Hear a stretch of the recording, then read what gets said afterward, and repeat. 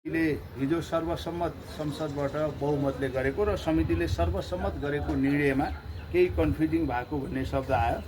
यसमा हामीले सब समितिका सबै साथीहरू बसेर एउटा स्पष्ट भएर कुनै पनि निजामती कर्मचारी वा अन्य सरकारी कर्मचारी राजीनामा दिएमा अथवा सेवाबाट हटेमा दुईटै गरे राजीनामा दिएर अघिल्लो दिन भोलिपल्ट जाने चलन पनि हुन्छ।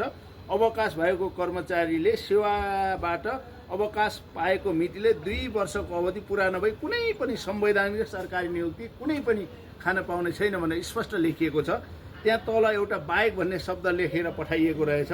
संवैधानिक वा कूटनीतिक नियुक्तिमा नेपाल सरकारले गर्ने अन्य कुनै नियुक्ति बाहेक भन्ने शब्द छ। त्यो बाहेक भन्ने शब्द सच्याएर राष्ट्रिय सभाले पठाउने भन्ने सहमति भएको छ। कुलिङ पिरियड कुनै हालतमा हट्दैन, हट्न दिइदैन। यो कसरी आयो त्यो बाहेक भन्ने शब्द? हामीले पठाएकोमा छैन, हामीले पठाएकोमा छैन, सरकारले पठाएकोमा त्यो देखिएको छ। हामीले त्यही कुरा राष्ट्रिय सभालाई एउटा कुरा जस्तो यो भनेको राजदूत हुन पनि र न्यायाधीश हुन पनि यसले रोक्छ। हामीले अवकाश प्राप्त अवकाश प्राप्त भएपछि सबैमा रोक्छ।